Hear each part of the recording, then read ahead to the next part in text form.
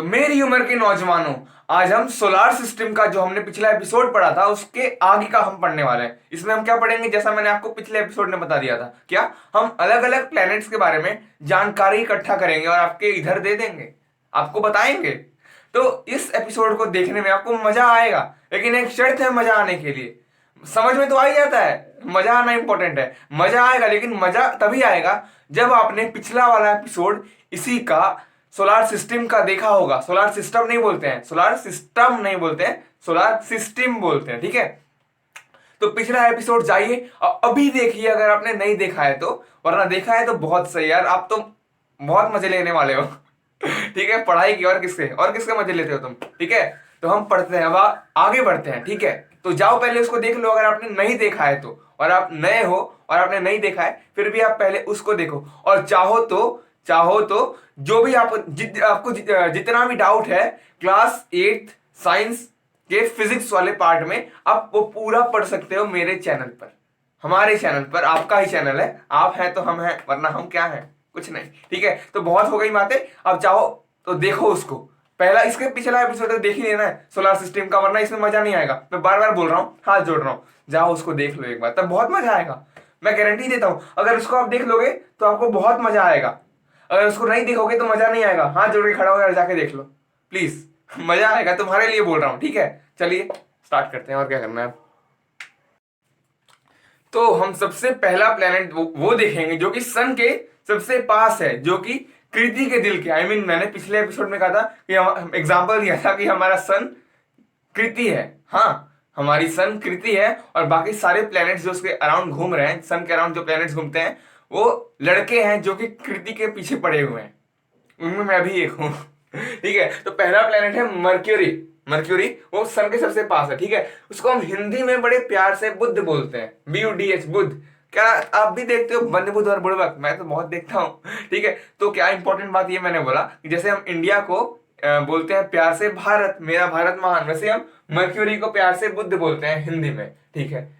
चाहो तो लिख लो, अच्छी बात है। तो पहला पॉइंट क्या है इसके बारे में, this planet lies closest, closest यानी कि सबसे पास, सबसे पास, क्लोजेस्ट टू दी सन।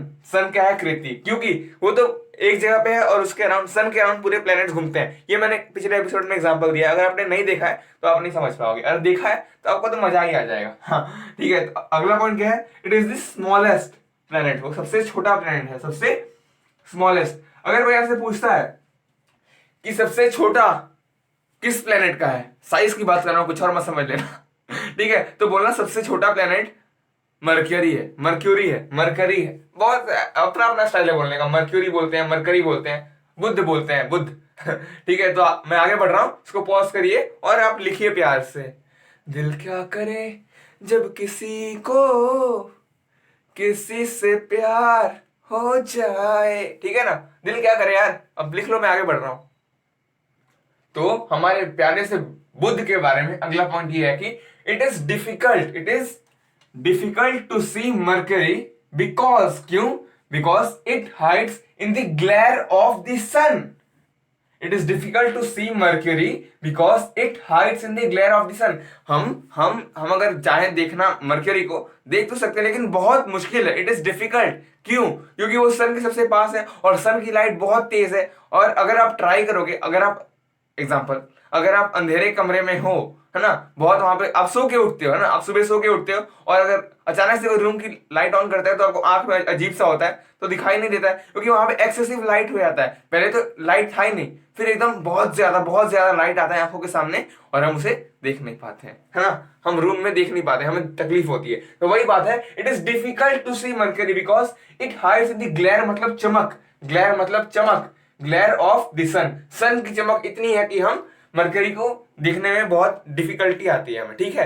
तो हम आगे बढ़ रहे हैं, है ना, जो कृति के सबसे पास है, पल पल दिल के पास है उसके, ठीक है। ठीक है, तो आप लिखो इसको पॉज करके, हम आगे बढ़ते हैं।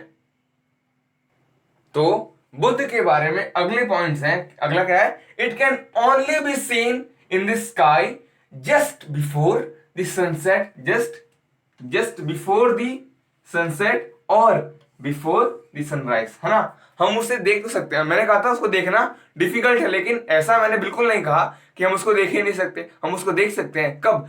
जस्ट बिफोर द सनराइज और बिफोर द सनसेट। जब भी सन उगने वाला हो सुबह, उसके जस्ट पहले, या फिर जब डूबने वाला हो उसके थोड़ा सा पहले। ठीक है, ठीक है, पॉइंट समझ में आ गया। तो अगला क्या है? It has know natural satellite of its own. Know natural satellite. हमारे अर्थ के पास कितने हैं नेचुरल सैटेलाइट? एक। हमारा मतलब सैटेलाइट क्या होता है? जो कि एक सेलेस्टियल बॉडी, सेलेस्टियल बॉडी पता है? जो भी हम चीजें स्काई में देखते हैं, स्पेस में देखते हैं, वो सेलेस्टियल बॉडी है, ठीक है। तो सेलेस्टियल बॉडी, अगर एक सेलेस्टियल बॉडी के अराउंड कोई दूसरी सेलेस्टियल बॉडी रिवॉल्व करे, घूमे, उसका चक्कर लगाए, तो उस जो जो चक्कर लगा रहा है ना, देखो कृति के अराउंड अगर तुम चक्कर लगा रहे हो तो तुम कृति के सैटेलाइट हो, है ना। कृति भी एक सेलेस्टियल बॉडी है, तुम भी एक सेलेस्टियल बॉडी हो। तो एक सेलेस्टियल बॉडी के अराउंड अगर कोई दूसरी सेलेस्टियल बॉडी चक्कर लगाए, उसका चक्कर लगाए, उसके चक्कर में पड़े, तो दूसरी जो सेलेस्टियल बॉडी चक्कर लगा रही है वो जो जो रुकी हुई है उसका सैटेलाइट है ना। कृति के तुम सैटेलाइट हो अगर तुम कृति का चक्कर लगा रहे हो, बस। तो अर्थ का चक्कर कौन लगाता है? मून। तो अर्थ के पास एक नेचुरल सैटेलाइट है, वो है मून। लेकिन मरकरी के पास, हमारे प्यारे बुध के पास एक भी नहीं है। और आपको जानना है, मैं एक बात बताओ मुझे, सन एक सेलेस्टियल बॉडी है, अर्थ एक सेलेस्टियल बॉडी है। अर्थ सन के अराउंड घूम रहा है, सारे प्लैनेट्स घूम रहे हैं, तो क्या ऐसा हो सकता है कि जो प्लैनेट्स है वो सन के सैटेलाइट हो तो सकता है, लेकिन नहीं है, जनरली नहीं है। उससे हम क्या बोलते हैं? प्लैनेट ऑफ द सन। लेकिन मून अर्थ का चक्कर काट रहा है, मून बहुत से प्लैनेट्स का चक्कर काटता है, तो मून प्लैनेट्स का सैटेलाइट है। तो यार अर्थ भी तो होना चाहिए, अर्थ भी तो सन के अराउंड चक्कर काट रहा है। तो अगर इस बात के बारे में आपको जानना है, एकदम प्यार से बताऊंगा, पिछले एपिसोड में बताया था तो उसको देख लेता तो बहुत अच्छा रहता। अगर देखा है तो आपको पता है, और अगर नहीं देखा है तो देख लेना बाद में, अभी इस पे ध्यान दो, ठीक है। तो मिट गया। It has know natural satellite of its own. Mercury, हमारे प्यारे से बुध के पास खुद का कोई नेचुरल सैटेलाइट नहीं है, ठीक है, नहीं है उसके पास। चंदा नहीं है। चंदा है तू, मेरा सूरज है तू, ओ मेरी आंखों का तारा है तू, जीती हूं मैं बस तुझे देख कर, ओ मेरी आंखों का तारा है तू। ऐसा मम्मी गाती है यार, मजा आता है सुनने में, अच्छा गाना है, ठीक है। तो उसको पॉज करके लिखो, फिर हम अगला पढ़ते हैं वीनस के बारे में। अब हम पढ़ेंगे हमारे सेकंड प्लेनेट जो मर्क्यूरी के बाद आता है। सबसे यहाँ सन है, बीच में अगर सन है तो पहले मर्क्यूरी, फिर वीनस, फिर Earth, Mars, Jupiter, Saturn, Uranus, Neptune. तो हमने मर्क्यूरी देख लिया, अब हम देखेंगे वीनस, ठीक है। तो सेकंड नंबर पे है वीनस, ठीक है। अभी हम थोड़ा जल्दी पढ़ेंगे क्योंकि इसमें समझने लायक कुछ नहीं है यार, समझने लायक नहीं है, तो सिर्फ देखने लायक है, ठीक है। जहां समझने लायक होगा वहां मैं जान लगा दूंगा समझाने में। तो क्या है पहला point? It is the brightest, सबसे चमकदार, जो क्लास में घुसते ही सबसे चमकदार लौंडिया दिखती है, आई मीन लड़की दिखती है, तो कृति है ना। एग्जाम्पल दे रहा हूं, तो ये सबसे ब्राइटेस्ट और सबसे हॉटेस्ट, यार मतलब सबसे ज्यादा चमक भी रही है और लड़की सबसे ज्यादा हॉट भी है। और क्या चाहिए तुम्हें? जाओ पटाओ, पट जाए तो अच्छी बात है ठीक है। It is the brightest and hottest planet. तो कैसे हॉटेस्ट कैसे है? अब एक बात ध्यान सुनो, यहां समझाने लायक है। देखो मान लो कि यहाँ आग जल रही है, यहाँ आग जल रहा है ना, तो यहाँ ये एक प्लेनेट है मरकरी, है ना, ये आग जल रहा है यहाँ पे, है ना। तो और ये मरकरी है और ये वीनस है सेकंड नंबर पे। सबसे ज्यादा हॉट कौन सा होना चाहिए, मरकरी या वीनस? देख सबसे पास जो होगा सबसे हॉट होगा, सबसे पास मरकरी है, लेकिन मैंने कहा सबसे हॉटेस्ट प्लेनेट वीनस है। ऐसा क्यों हो रहा है? ऐसा क्यों हो रहा है? इट इज बिकॉज, ये इसलिए हो रहा है क्योंकि वीनस में बहुत ज्यादा कार्बन डाइऑक्साइड है, और कार्बन डाइऑक्साइड एक ग्रीन हाउस गैस है, उसकी वजह से ग्रीन हाउस इफेक्ट होता है। और सन की सबसे ज्यादा लाइट ग्रीन हाउस इफेक्ट के कारण, क्योंकि उसमें ग्रीन हाउस गैस है, कार्बन डाइऑक्साइड बहुत ज्यादा अमाउंट में, ह्यूज अमाउंट में, तो सबसे ज्यादा हीट वो खींच लेता है, बहुत ज्यादा हीट खींचता है ना। इसीलिए वो मरकरी के मुकाबले बहुत ज्यादा हॉट है, हॉटेस्ट प्लेनेट, हॉटेस्ट, माँ कसम मस्त माल है ये ठीक है। तो ये सबसे हॉटेस्ट प्लेनेट है, और इसकी ताकत इतनी है कि लेड, LEAD, लेड एक मेटल है, लेड एक मेटल है, उसको मतलब पिघलाने के लिए बहुत बहुत बहुत, कितना बताऊं, बहुत हीट चाहिए। और ये इस प्लेनेट में लेड को भी पिघला देने की क्षमता है। सोचो ये कितना हॉटेस्ट प्लेनेट है, कितना गर्म है, कितना मां कसम क्या मस्त माल है, कितनी हॉट है। It is the brightest and hottest planet. ठीक है, समझ गए। अगला पॉइंट है it has know natural satellite of its own. जैसा हमने देखा हमारे प्यारे बुध यानी कि मरकरी के पास भी अपना कोई नेचुरल सैटेलाइट नहीं था, ठीक वैसे ही हमारे वीनस के पास, हमारे वीनस यानी कि शुक्र के पास भी कोई भी नेचुरल सैटेलाइट नहीं है ना। अर्थ का क्या है नेचुरल सैटेलाइट? मून है ना, मून। और ये अगर बात जाननी सैटेलाइट वाली, आपको पिछला एपिसोड देखना है और कोई रास्ता नहीं है। मैं अगर यहाँ बताऊंगा तो यार कितना लंबा लेक्चर देखोगे, तुम भी पक जाओगे। ठीक है, पिछला जाके देख लेना। ठीक, अब पॉज करो और लिखो। अच्छा, तो हम आगे बढ़ते हैं, प्यार से लिखो इसको। तो हमारे प्यारे वीनस जो कि हॉट है, सबसे ज्यादा हॉटेस्ट और ब्राइटेस्ट प्लेनेट है, उसके बारे में अगला पॉइंट इंपॉर्टेंट पॉइंट है। इट कैन समटाइम्स, कभी कभी, it can sometimes be seen in the eastern sky, east side में, बिफोर, ईस्ट साइड में कब दिखता है? Before the sunrise. अच्छा, और इन the western sky before the sunset. अच्छा जी, ठीक है, समझ में आया। हम वीनस को ईस्टर्न स्काई में देख सकते हैं। कब? बिफोर द सनराइज, सूरज उगने के पहले हम ईस्ट साइड देखेंगे। और सूरज डूबने के पहले, before the sunset, in the western sky में देखेंगे, सूरज डूबने के पहले। इसका मतलब तो ये हुआ कि ये ईस्ट टू वेस्ट घूम रहा है। अच्छा जी, समझ में आ रहा है। ये ईस्ट से निकल रहा है। सुबह का हम कब देख रहे हैं? सनराइज से पहले ईस्ट में, और शाम को वेस्ट में सनसेट के पहले। मतलब वीनस ईस्ट में निकलता है, ईस्ट से होके वेस्ट की ओर घूमता है। ये हम हर रोज ऐसे ही देखते हैं, ईस्ट टू वेस्ट, है ना। तो बस यही बता रहा हूं। तो इसी वजह से, क्योंकि हम इसको ईस्टर्न स्काई में बिफोर द सनराइज देखते हैं और इन the western sky before the sunset, इसी वजह से hence it is often called morning और इवनिंग स्टार। समझ में आया क्या बेटा? मगज में आया क्या? बोल बेड़ो। तो it is often called morning और इवनिंग स्टार, क्योंकि हम उसे सुबह में और शाम में देखते हैं ना, before the sunrise in the eastern sky और before the sunset in the western sky. तो पॉज करके लिखिए, हम आगे बढ़ते हैं।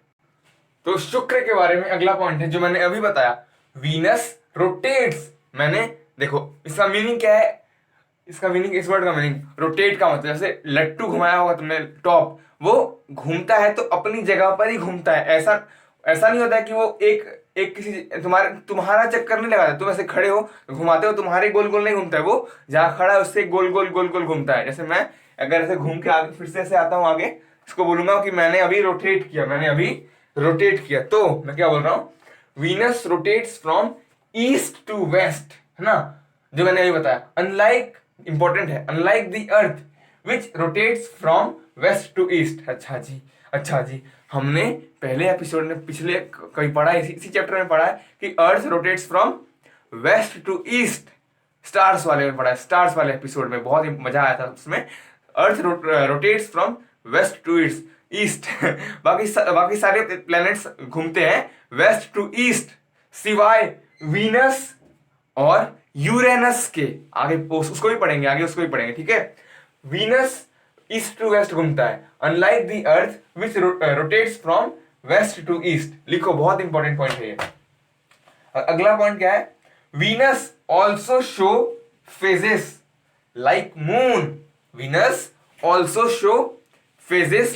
जैसे हमने मून वाले एपिसोड में, जो कि पहला एपिसोड था, उसमें हमने सेलेस्टियल बॉडी पढ़ा, मून पढ़ा, तो उसमें हमने देखा कि मून फेजेस शो करता है। जैसे कभी हाफ मून होता है, कभी फुल मून होता है, कभी मून गायब। तो ऐसे धीरे धीरे 15 दिन में होता है ना, एक महीना ओवरऑल। ये अगर आपको जानना है तो आपको पहला एपिसोड देखना होगा इस चैप्टर का, मून। ठीक है, अगर आपको पता है तो बहुत अच्छी बात है। ठीक है, तो वीनस जो प्लेनेट है, वीनस प्लेनेट, ये भी फेजेस शो करता है। फेजेस, कभी हल्का दिखाई देता है, कभी ज्यादा, कभी पूरा, कभी गायब, है ना। It also show phases, Venus also show phases like moon. तो इन दोनों पॉइंट को लिखिए पहले आप, बहुत इंपॉर्टेंट है। गुलाबी आंखें जो तेरी देखी, शराबी ये दिल हो गया, संभालो मुझको ओ मेरे यारो, माइक गिर रहा है, मुझे माइक को संभालने दो, इसको लिख लो अपने नोटबुक में अच्छे से, स्क्रीनशॉट मत लेना, लिखना तो पड़ेगा यार, लिख लो, पॉज करके मैं आगे बढ़ता हूं। अब है हमारे थर्ड प्लेनेट की बारी, जहां मैं, आप, आपके वाले और आपकी वाली सब रहते हैं, ठीक है। तो अर्थ, दी पृथ्वी, हिंदी में क्या बोलते हैं, पृथ्वी, अर्थ के बारे में। तो पहला पॉइंट क्या है, life exist only on earth.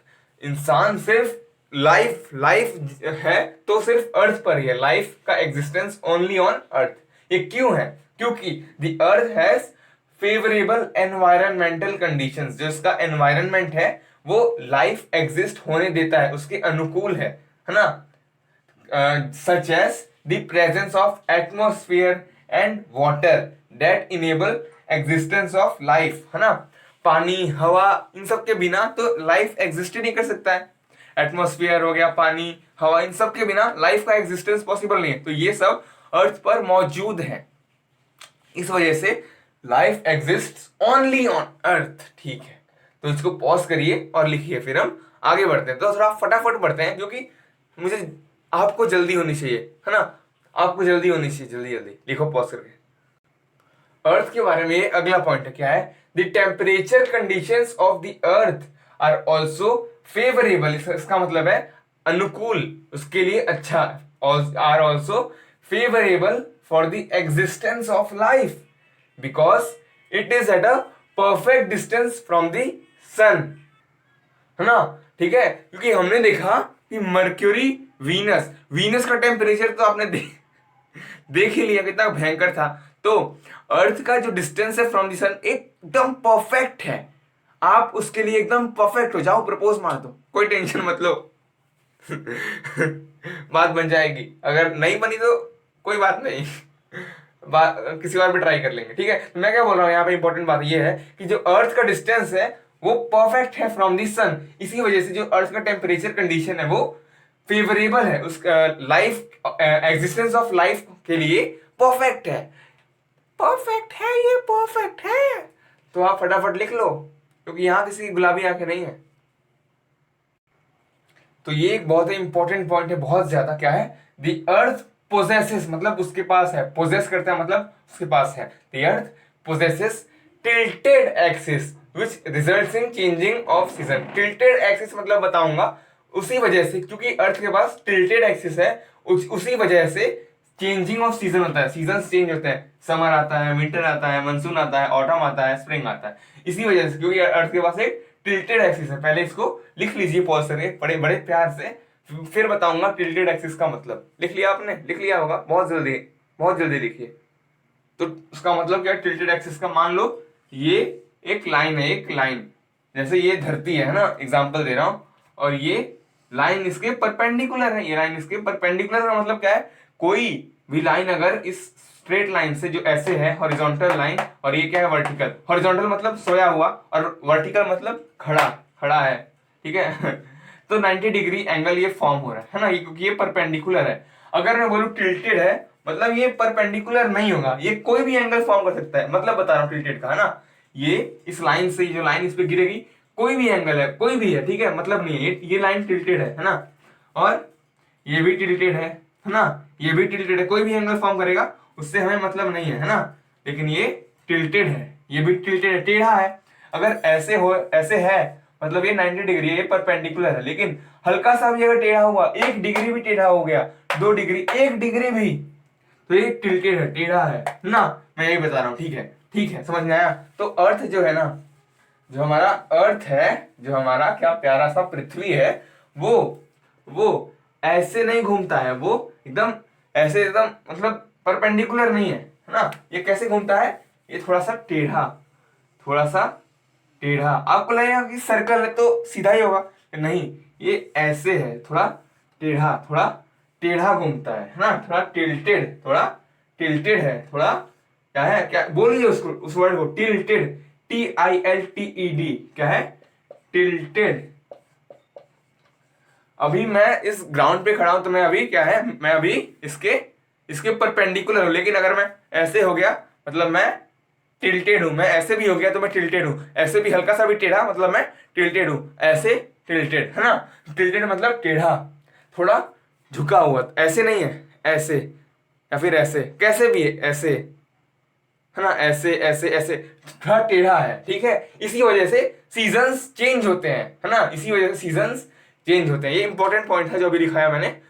तो अब हम आगे बढ़ते हैं, समझ में आ गया होगा। टिल्टेड मतलब टिल्टेड एक्सिस, है ना, टेढ़ा, यानी कि परपेंडिकुलर नहीं है। तो अर्थ के बारे में अगला पॉइंट है, द अर्थ इज कवर्ड, ढका हुआ है, विद वाटर नेचुरली, पहले से ही है, ठीक है, वो मैन मेड नहीं है, इंसानों ने नहीं बनाया पानी, वो पहले से ही है। And therefore appears bluish green when scene from space, जब हम अर्थ को स्पेस से देखते हैं, आप उसका इमेज भी जब देखते हो अपने बुकों में, तो वो ब्लू और ग्रीन होता है, क्योंकि पानी और पेड़ है, ठीक है, नेचुरली है सब, ठीक है। अर्थ अपीयर्स ब्लूइश ग्रीन, है ना, ब्लू और हरा, when scene from space, and has a blanket of ozone, blanket of ozone, जो सन से यूवी रेस निकलता है, जो कि इंसानों के लिए बहुत ही हानिकारक है। बापू सेहत के लिए तू तो हानिकारक है, जो कि यूवी रेस इंसानों के लिए जो सन से निकलता है, हार्मफुल रेस, वो हमारे लिए, हम सब के लिए बहुत ही हार्मफुल है। तो जो ओजोन का ब्लैंकेट है, ओजोन लेयर है, एक लेयर है, मोटी सी परत, है ना, मोटी सी परत है किसकी, ओजोन की, वो सन से जो यूवी रेस निकलती है उसको अर्थ के एटमॉस्फेयर के अंदर हम तक पहुंचने से रोकती है ना, हमें हम इंसानों तक पहुंचने से ozone layer, blanket of ozone रोकती है। उस वजह से हम इंसान प्रोटेक्टेड रहते हैं फ्रॉम हार्मफुल रेज ऑफ सन। लेकिन आजकल ओजोन लेयर भी नुकसान हो रहा है उसको बहुत ज्यादा, है ना। लेकिन खुशी की बात यह है कि वो धीरे धीरे ठीक हो जाता है, जो नुकसान ओजोन लेयर को होता है इंसानों की वजह से, है ना। तो आप ढूंढिएगा क्यों नुकसान होता है और आप उस काम को मत कीजिएगा, ठीक है, ठीक है। तो अब हम आगे बढ़ते हैं, आखिरी पॉइंट लिखते हैं अर्थ के बारे में। ये अर्थ का आखिरी पॉइंट है, क्या लिखा है, द अर्थ हैज, अर्थ के पास है इट्स ओन नेचुरल सैटेलाइट, जो हमारा मून है वो अर्थ का एक नेचुरल सैटेलाइट है, और वो अर्थ के पास है। हमने देखा कि मरकरी और वीनस के पास नेचुरल सैटेलाइट नहीं है, यानी कि उनके पास मून नहीं है, लेकिन अर्थ के पास एक मून है, इसलिए ये पॉइंट लिखा गया है, the earth has its own natural satellite. आपके पास आपकी वाली है ना, बहुतों के पास नहीं होती है, बहुत लोग सिंगल है, आपके पास है तो आप मिंगल कर रहे हो, ठीक है। तो अब हम आगे बढ़ेंगे मार्स की ओर, है ना, मार्स, जहां से मैं नहीं आया हूं ठीक है, तो आप लिखिए पॉज करके। तो हमारा फोर्थ प्लेनेट है मार्स। मार्स को हम क्या बोलते हैं हिंदी में, मंगल, शुभ मंगल से सावधान और शुभ मंगल से ज्यादा सावधान, देखिए अच्छी है, ठीक है तो मार्स यानी कि मंगल, तो इसके बारे में बस दो ही पॉइंट है। क्या है पहला point, it is called red planet, इसको हम बोलते हैं रेड प्लेनेट, क्यों, क्योंकि because it has reddish colour, वहां की मिट्टी लाल है।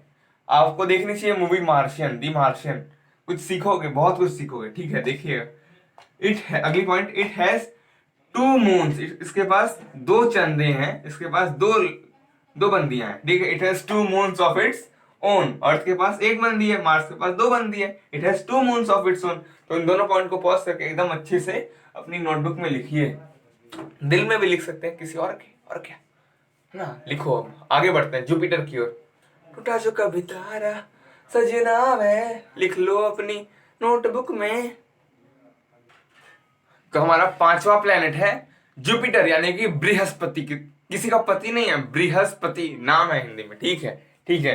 तो इसके बारे में आप जानकर बहुत ही चौंक जाओगे। क्या है पहला point, it is the largest, smallest कौन सा था, मरकरी, और ये क्या है, largest, it is the largest, सबसे बड़ा इसके पास है, ठीक है, सबसे बड़ा इसका ये size, it is the largest planet in the solar system. अच्छा, उन 8 प्लैनेट्स में से सबसे बड़ा इसका है साइज।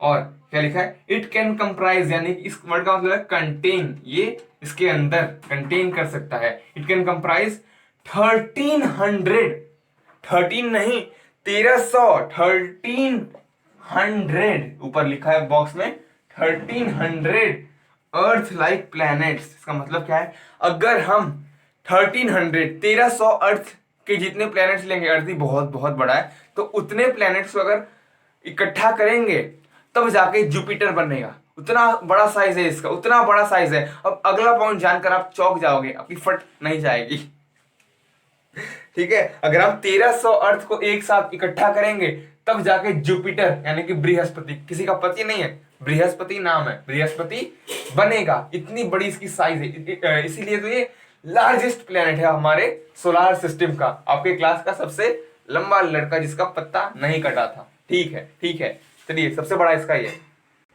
साइज। तो ये पॉइंट आप जानकर थोड़ा चौंक जाओगे, क्योंकि हमने देखा कि जब हम जुपिटर इतना बड़ा है, जुपिटर का इतना बड़ा है कि जब हम अर्थ के साइज का 1300 प्लैनेट्स लेंगे तब जाके जुपिटर बनेगा। अच्छा, इसका मतलब ये हुआ, मान लो एक अर्थ का मास यानी कि वेट मान लो, अभी एक अर्थ का वेट है 1 किलो, तो हम अगर 1300 अर्थ मिलाएंगे तो 1300 किलो होना चाहिए जुपिटर का वेट, है ना। यही मतलब हुआ ना, जब हम 1300 अर्थ को लेते हैं साथ में तब जाके जुपिटर के जितना साइज का प्लेनेट बनता है। इसका मतलब ये हुआ, जब हम एक अर्थ का वेट है, एग्जांपल दे रहा हूं, एक अर्थ का वेट है 1 किलो, जब हम 1300 अर्थ इकट्ठा करेंगे तब जाके जुपिटर बन रहा है। मतलब जुपिटर का वेट होगा एक अर्थ का 1 किलो, यानी कि 1300 अर्थ का 1300 किलो, तो जुपिटर का वेट होना चाहिए 1300 किलो। एग्जाम्पल है सब, ये सब एग्जाम्पल दे रहा हूँ ना, 1300 किलो।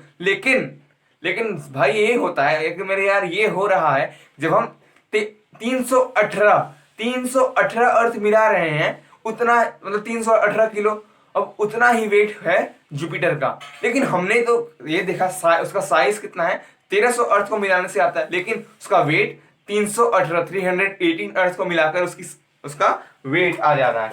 ये तो मतलब नाइंसाफी हो यार इसके साथ। तो it does not have high mass as compare to it's size, जो बताया मैंने, इसका वेट है इसके साइज से मैच नहीं खाता है। देखने में तो बहुत बड़ा, जैसे गुब्बारा, एक बहुत बड़ा गुब्बारा ले लेंगे तो देख के लगेगा कि बहुत भारी होगा, लेकिन एक छोटा सा बच्चा भी उसको उछाल लेता है ना।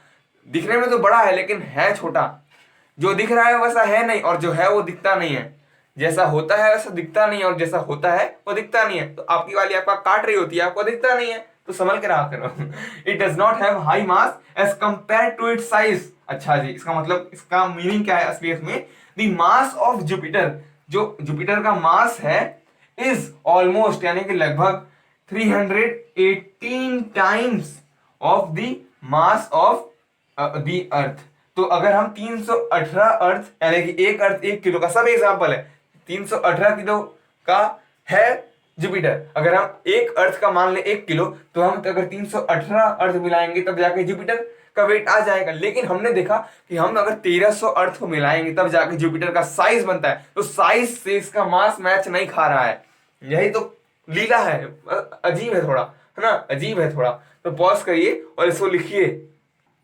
मतलब ये कुछ वैसा ही है, आपके क्लास में आपका एक फेकू दोस्त होता है, बोलता है मेरे पास ऑडी है और लॉडी है ऑडी है, मर्सिडीज है, एप्पल आईफोन है, लेकिन जब आप उसके घर जाते हो तो निकलता है ऑल्टो 800, और उसका फोन निकलता है किसका, सैमसंग का लोकल डब्बा निकलता है, डब्बा। तो भाई नाम बड़े दर्शन छोटे वाले इसके हाल है ना। साइज तो बहुत ज्यादा बड़ा, लेकिन वेट के मामले में कट गया है इसका, बहुत बुरा वाला। फेकू है, फेकू आपका वही फेकू दोस्त। वही एग्जांपल याद कर लेना जब जुपिटर का वेट और साइज की बात हो तो, ठीक है ना। नाम बड़े हैं, ये है मेरे पास ऑडी है ऑडी है ये है, लेकिन ऑल्टो 800 है ना, उसका वेट बहुत कम, असलियत में कुछ नहीं है।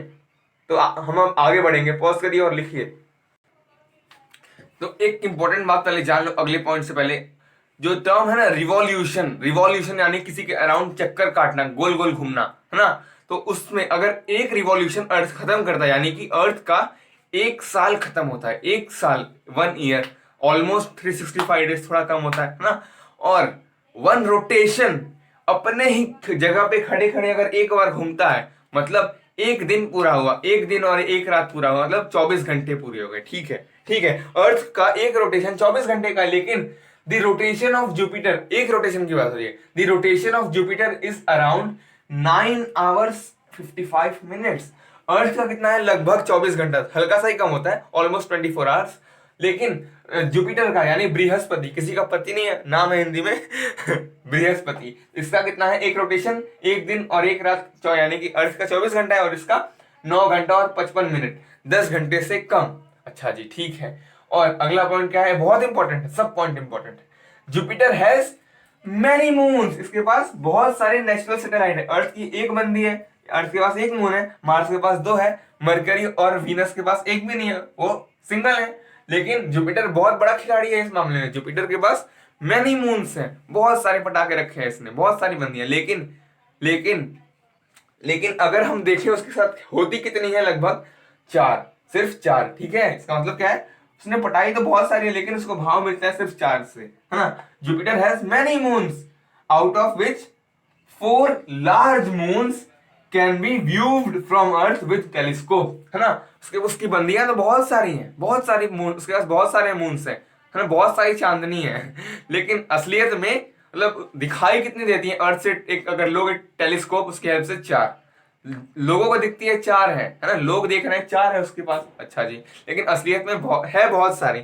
It has many moons out of which 4 large, बहुत लार्ज मून्स है वो, 4 large moons can be viewed from Earth with telescope. इन दोनों पॉइंट्स को, जो कि बहुत ज्यादा इंपॉर्टेंट है, पॉज करिए और अपने दिल में मत लिखिए, अपने नोटबुक में लिखिए, फिर आपके दिल में तो लिखा ही चुका होगा बंदियों वाले एग्जाम्पल से। आप क्या हो, सिंगल या मिंगल कर रहे हो, बता देना कमेंट बॉक्स में, ठीक है मेरा क्यों जानना है, ठीक है। चलो आगे बढ़ते हैं। जुपिटर यानी कि बृहस्पति का आखिरी पॉइंट है, Jupiter has thin rings around it. जो ये प्लैनेट्स है ना, जुपिटर, सैटर्न, मतलब बताऊंगा थोड़ी देर बाद, उसका भी डिस्कशन कर लेंगे, छोटा सा है, ठीक है।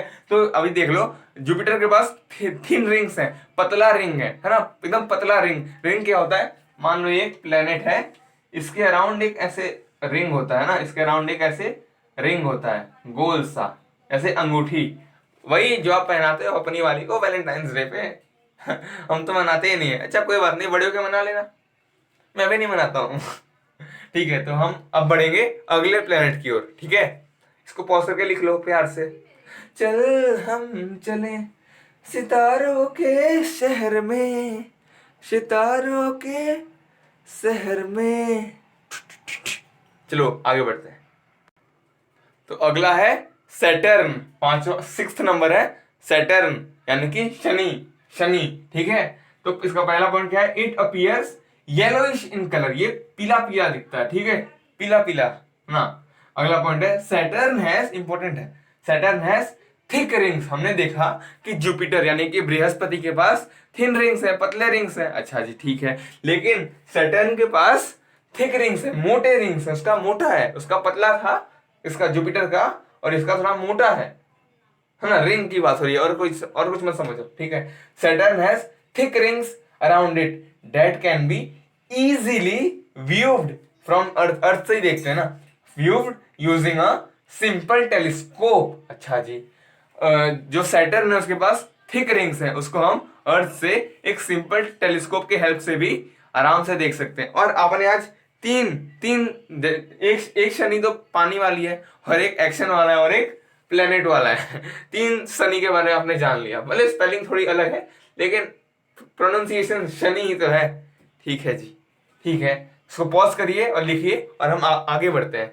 हम ट्यूलक्स ट्यूलक्स ट्यूलक्स ट्यूलक्स पानी वाला डांस, ठीक है, आजा साथ मेरे तू कर ले बेबी थोड़ा सा रोमांस, हाँ एक वही वाली ठीक है। तो इसको लिखिए फिर हम आगे बढ़ते हैं, ठीक है। तो सैटर्न के बारे में अगला पॉइंट है, it has 30 natural satellite of its own. हमने देखा कि मरकरी और वीनस के पास एक भी बंदी नहीं, यानी कि उनके पास एक भी नेचुरल सैटेलाइट नहीं है, और अर्थ के पास एक बंदी है, यानी कि एक नेचुरल सैटेलाइट है मून। और फिर हमने अब हम देख रहे हैं सैटर्न के पास 30 है, 30 नेचुरल सैटेलाइट्स, 30 के साथ सेटिंग है इसकी, अच्छा जी ठीक है। अगला पॉइंट क्या है, ये इंपॉर्टेंट, बहुत ज्यादा इंपॉर्टेंट है अगला पॉइंट, ये तो बहुत ज्यादा इंपॉर्टेंट था, ये उससे भी ज्यादा है। डेंसिटी ऑफ सैटर्न, डेंसिटी का मतलब अगर बताने गया अभी मतलब समझ नहीं पाओगे ना, समझ नहीं पाओगे और थोड़ा लंबा हो जाएगा। तो डेंसिटी का मतलब होता है मास पर यूनिट वॉल्यूम, नहीं समझे ना, पता था, मास पर यूनिट वॉल्यूम। तो डेंसिटी मतलब घनत्व, कितना घना है। अगर एक बताना चाहता बता रहा हूं, देखो मान लो कि अगर गुब्बारे की डेंसिटी पानी से, एक गुब्बारा, एक बलून है, उसकी डेंसिटी पानी से कम है, यानी कि गुब्बारा पानी पर तैरेगा, है ना। तुम्हारी डेंसिटी पानी से ज्यादा है, अगर तुम पानी में जाते हो तो तुम डूब जाते हो। कोई भी ऑब्जेक्ट अगर पानी में डूब जाता है, इसका मतलब ये है कि उस ऑब्जेक्ट की डेंसिटी पानी से ज्यादा है। अगर कोई ऑब्जेक्ट पानी पर तैरता है, यानी कि उसकी डेंसिटी पानी से कम है, अच्छा जी। तो ये बहुत बहुत मजा आएगा जानने में। The density of Saturn is less than that of water. Saturn जो कि एक प्लेनेट है, जो कि एक प्लेनेट है, उसकी डेंसिटी पानी से भी कम है। यार सोचो, एक बार सोचो, तुम्हारी डेंसिटी पानी से ज्यादा है और तुम एक इंसान हो बहुत ज्यादा छोटे सैटर्न के सामने, और ये इतना बड़ा प्लेनेट, इसकी डेंसिटी भी पानी से कम है, making it least dense planet, है ना। सबसे लीस्ट डेंस प्लेनेट, किस प्लेनेट की डेंसिटी सबसे कम है? कम है किसकी? सैटर्न, यानी कि शनि। सिर्फ सैटर्न तुम्हें एग्जाम में लिखना होगा, तुम इंग्लिश मीडियम से हो तो ठीक है, ठीक है, ठीक है। मतलब अगर हम सैटर्न को, सैटर्न जो कि एक प्लेनेट है, उसको अगर पानी में डालेंगे तो पानी में डूबेगा नहीं, तैरेगा। सोच तो सकते हैं ना, मुमकिन नहीं है, पता है ये बात जो मैंने कहा, लेकिन सोचो एक बार, अगर तुमने अरेंज कर दिया किसी भी तरह, पानी ले लिया बहुत ज्यादा और उस सैटर्न को लाए और पानी में रखा, तो सैटर्न पानी में नहीं डूबेगा, जबकि जबकि ये मार्कर छोटा सा, ये पानी में डूब जाएगा, और इतना बड़ा प्लेनेट नहीं डूबेगा। तुम डूब जाओगे, है ना, तुम डूब जाओगे, ये मार्कर शायद नहीं डूबेगा, है ना, शायद। ये जो बोर्ड है जहां लिखा है, ये तो आराम से डूब जाएगा, और सैटर्न नहीं डूबेगा, ठीक है। Making it least dense planet. किस प्लेनेट की डेंसिटी सबसे कम है? कौन सा प्लेनेट लीस्ट डेंस है? अगर पूछा कोई तो क्या बोलोगे? सैटर्न। तो बहुत इंपॉर्टेंट था, लिख लो। तेरी आँखों का यो काजल, मन करे से कोई पागल। ये बात अभी मत सोचो किसकी आंखों का काजल है, इसकी 3 सेटिंग है, यानी कि इसके 30 नेचुरल सैटेलाइट्स है, ठीक है, बहुत ज्यादा है, कोई बात नहीं, लिखो इसको। हम आगे बढ़ते हैं, लगभग खत्म हो गया, ठीक है। अब हम देख रहे हैं 7th प्लेनेट क्या है, यूरेनस। इसका हिंदी नाम मैंने नहीं लिखा है, तो आप चाहो तो ढूंढ लेना इंटरनेट पे और कहा। तो पहला पॉइंट क्या है, just like Venus Uranus rotates from east to waste. मैंने वीनस के वक्त कहा था जब हमने उसका लिखा कि वीनस की तरह यूरेनस भी ईस्ट टू वेस्ट घूमता है, जबकि बाकी सब प्लैनेट्स इन दोनों को छोड़ के, वीनस और यूरेनस को छोड़ के, बाकी सब वेस्ट टू ईस्ट घूमते हैं। बस यही दोनों ईस्ट टू वेस्ट घूमते हैं। ये बहुत इंपॉर्टेंट प्रॉपर्टी है इन दोनों की, है ना। अगला क्या, इट हैज 21, 21, किस नहीं, 21 दे दो ऐसा नहीं, इट हैज 21 नेचुरल सैटेलाइट्स। इसकी 21 सेटिंग है, सबके साथ किस करता है, ठीक है, ठीक है। इसके पास 21 नेचुरल सैटेलाइट्स है। और अगला इंपॉर्टेंट पॉइंट है, क्या क्या हमने देखा कि जो हमारा अर्थ है वो हल्का सा टेढ़ा है, हल्का सा टिल्टेड है, लेकिन जो रोटेशन एक्सिस है यूरेनस का वो हाईली टिल्टेड है, वो बहुत ज्यादा ही टेढ़ा है। टेढ़ा बन के पेड़ा खा रहा है, देख रहे हो ना, टेढ़ा बन के पेड़ा खा रहा है। 21 सेटिंग अर्थ की एक ही है। तो ये जो है अपना यूरेनस बहुत हाईली टिल्टेड है, बहुत ज्यादा टेढ़ा है, इसलिए बहुत ज्यादा पेड़े खा रहा है, 21 खा रहा है। और हमारा अर्थ सिर्फ एक अर्थ के पास एक ही चांद है और इसके पास 21 नेचुरल सैटेलाइट है, यानी कि चांद बोलो एक ही बात है, ठीक है, ठीक है। तो इसको पॉज करके इन तीनों पॉइंट्स को लिखिए। एक पॉइंट बाकी है इसके बारे में, फिर हम देखेंगे अपना आखिरी प्लेनेट क्या, नेपट्यून। तो ये भी एक इंपॉर्टेंट पॉइंट है, क्या है, the atmosphere of Uranus comprises of hydrogen and methane gas mainly. इसका मतलब क्या है कि जो एटमोस्फियर है यूरेनस का, उसमें सबसे ज्यादा अमाउंट में हाइड्रोजन और मीथेन गैस प्रेजेंट है। हमारे अर्थ में क्या है, सबसे ज्यादा 78% नाइट्रोजन है, उसके बाद ऑक्सीजन 21%, है ना। तो मेनली अर्थ में मेनली नाइट्रोजन और ऑक्सीजन प्रेजेंट है। वैसे ही सबसे ज्यादा अमाउंट में, यानी कि मेनली होता है, तो यहाँ पे हाइड्रोजन और मीथेन गैस है मेनली सबसे ज्यादा अमाउंट में, है ना। ठीक है, ठीक है।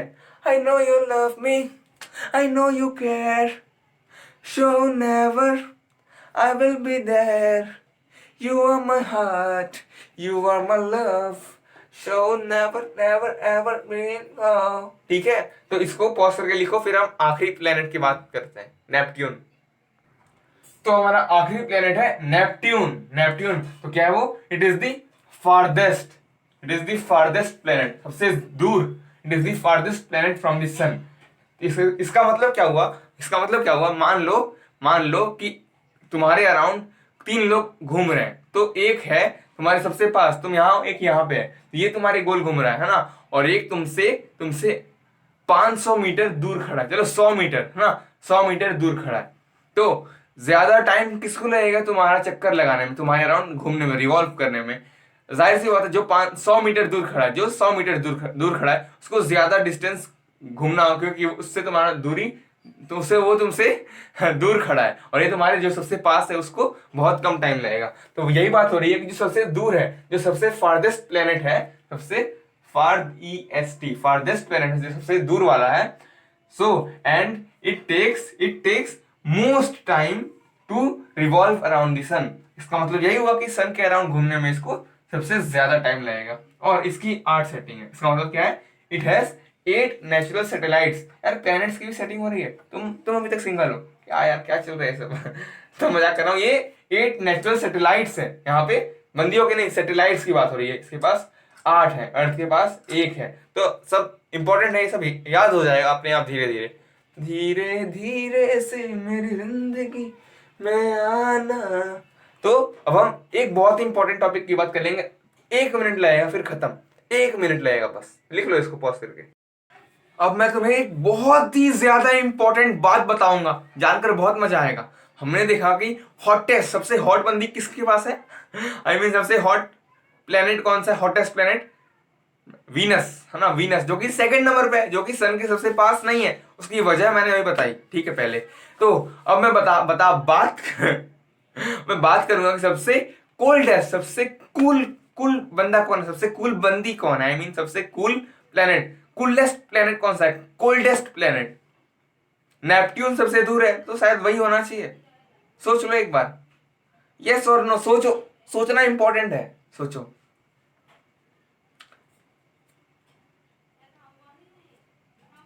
तीन, चलो बहुत हो गया। 1 2 3 खत्म। अब मैं बता रहा हूं, मैं सुनो ध्यान से, कान इधर लाओ, कान। ठीक है, मुझे तुम्हारे कान चाहिए। चाहो तो जो मैं बताऊंगा लिख भी लेना, है ना। यूरेनस है। यूरेनस इज द कोल्डेस्ट, उसी में जाके लिखो। यूरेनस जहां पर लिखा है उसमें लिखो, Uranus is the coldest planet in our solar system. Solar system बोलते हैं, ठीक है। Uranus is the coldest planet, जबकि वो सबसे दूर नहीं है। इसकी वजह क्या है बता रहा हूं, वजह क्या है। और वजह यह है because Uranus has tilt, has high amount of tilt. हमने कुछ ऐसा लिखा है, यूरेनस बहुत ज्यादा टिल्टेड है। अर्थ तो हल्का सा टिल्ट है अर्थ, और यूरेनस बहुत ज्यादा टिल्टेड है, बहुत ज्यादा टेढ़ा है। ऑन इट्स एक्सिस बहुत ज्यादा टेढ़ा है, इसलिए सबसे बहुत ज्यादा पेड़े खा रहा है। लगभग 21 उसके नेचुरल सैटेलाइट है, उससे मतलब नहीं है, ये तो बात बता रहा था। तो वो बहुत ज्यादा टिल्टेड है, बहुत ज्यादा टेढ़ा है ऑन इट्स एक्सिस। तो जैसे हमने देखा अर्थ टिल्ट है, उसी वजह से यहाँ पे सीजन चेंज हो रहे हैं। और यूरेनस तो बहुत ज्यादा टिल्ट है, इसका मतलब तो वहां सीजन तो पक्का ही चेंज हो रहे होंगे। ये एक बात हो गई।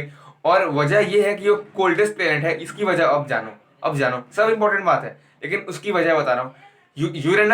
Uranus is the coldest planet because it is very highly tilted, बहुत ज्यादा टिल्टेड है। उस वजह से जो भी हीट उसके अंदर है वो उससे बाहर निकल जाती है। बहुत ज्यादा अमाउंट ऑफ हीट, लगभग मान लो कि इतनी हीट आई, तो इतनी हीट इतनी हीट तो बाहर निकल गई और बची इतनी सी। इसी वजह से वो कोल्डेस्ट प्लेनेट है, वो टिल्टेड है, टेढ़ा है। उसी वजह से मोस्ट अमाउंट ऑफ हीट जो भी उसके अंदर प्रेजेंट है वो उससे बाहर निकल जा रही है, क्योंकि वो टेढ़ा है, वो पेड़ा खाता है, वो टेढ़ा है। इसी वजह से सबसे ज्यादा मतलब मोस्ट अमाउंट ऑफ हीट बाहर निकल जा रही है। अगर हीट बाहर निकल जाएगी तो अंदर क्या बचेगा? ठंडक।